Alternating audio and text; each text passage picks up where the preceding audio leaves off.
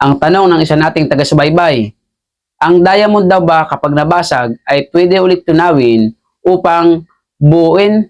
At kung ito ay magkaroon ng lamat o basag, ito ba ay may halaga pa? At yan po ang ating pag-aaralan sa video natin ito. Lamang ang may alam.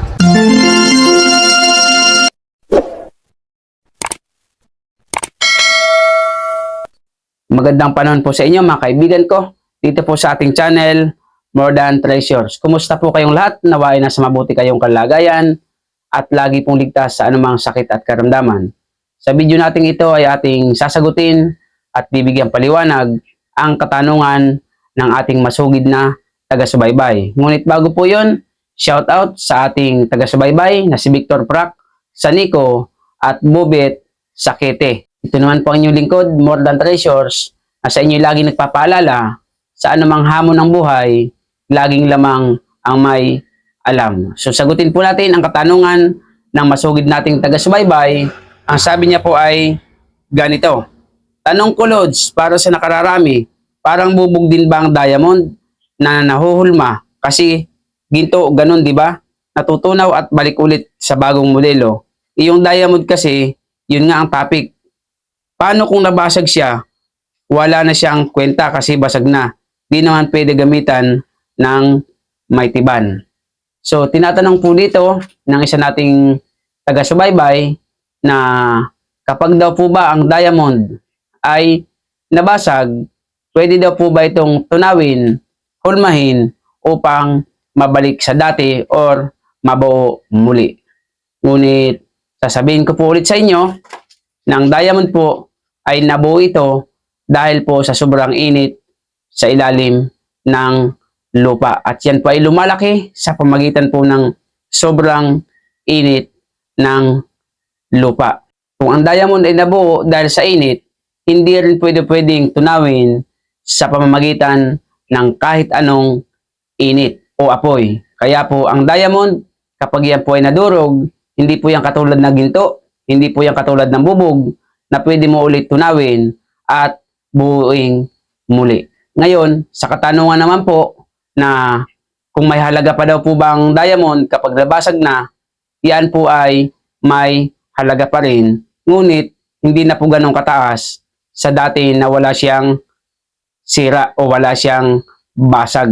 Kaya nga po kapag ang diamond ay binibili, pag nagbenta ka po ng diamond, ginagamitan talaga ng magnifying glass. Kasi sinisilip nila kung mayroong gas-gas. Kasi pag may gas-gas, syempre, peke yun. Tinitignan din po nila kung may basag. Kahit pa po yan ay diamond, kung yan po ay may bingaw, malaki po ang nawawalang halaga sa diamond.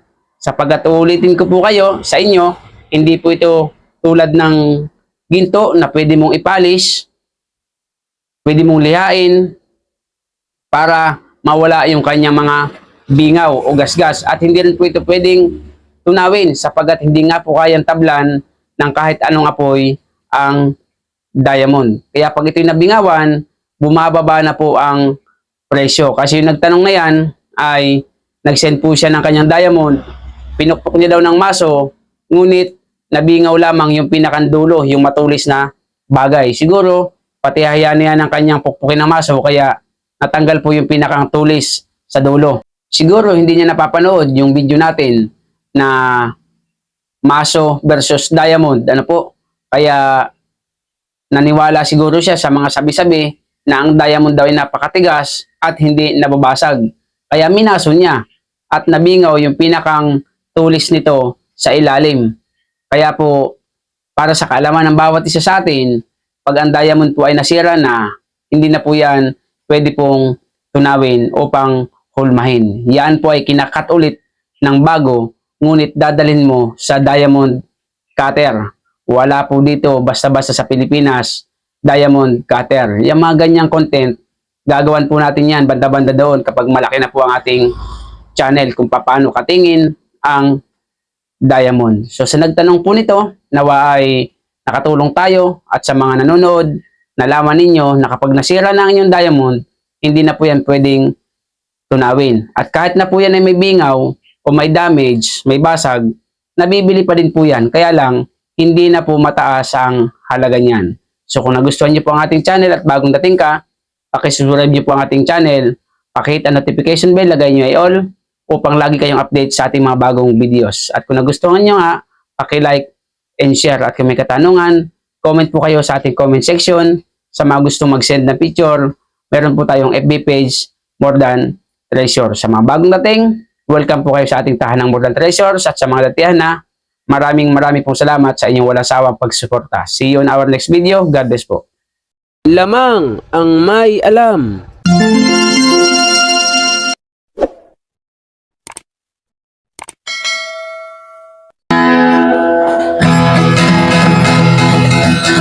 Ginto pilak ang trabaho ko. Pag pilates ng ginto'y eksperto ko.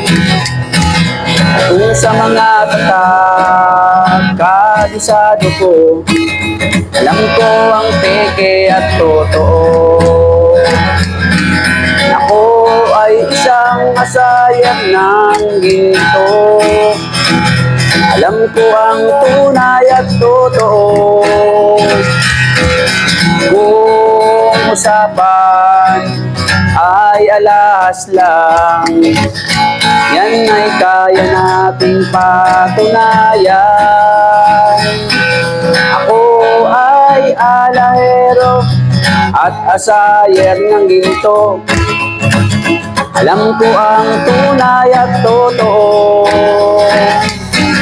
Walang maitatago kung usapan ay ginto, pagkat ang alahero'y eksperto sa ginto. Mayroon ngayong bagong pauso, mahal daw ang bariyang 10 piso. 2001. Ang iba naman ay 5 piso. Ang iba ay 20 peso, lagpas kwelyo. Kung sila'y inyong tawagan, chat mo at kahit reply wala man lang. Pagkat ito ang katotohanan. Sa usapang barya, sila'y walang alam. Ginto pilak ang trabaho ko. Pag pilates ng ginto'y eksperto ko. At kung sa mga ay kabisado ko, alam ko ang peke at totoo. Ako ay isang asayer ng ginto. Alam ko ang tunay at totoo. Walang maitatago kung usapan ay ginto, pagkat ang alahero'y eksperto sa ginto. May mga taong akala mo ay may alam sa pagkilatis ng ginto ay nakikialam, ngunit ang kanilang ginagawang paraan ay napakalayo na sa katotohanan. Ginto pilak ang trabaho ko. Pag pilates ng ginto'y eksperto ko. Kung sa mga ay kabisado ko, alam ko ang peke at totoo. Ako ay isang asayer ng ginto. Alam ko ang tunay at totoo. Kung usapan ay alahas lang, yan ay kaya nating patunayan. Ako ay alahero at asayer ng ginto. Alam ko ang tunay at totoo. Walang maitatago kung usapan ay ginto, pagkat ang alahero'y eksperto sa ginto. Ginto pilak ang trabaho ko. Pag pilates lang ginto'y eksperto ko. Kung sa mga tatak ay kabisado ko, alam ko ang peke at totoo. Ako ay isang masayang ng ginto, alam ko ang tunay at totoo.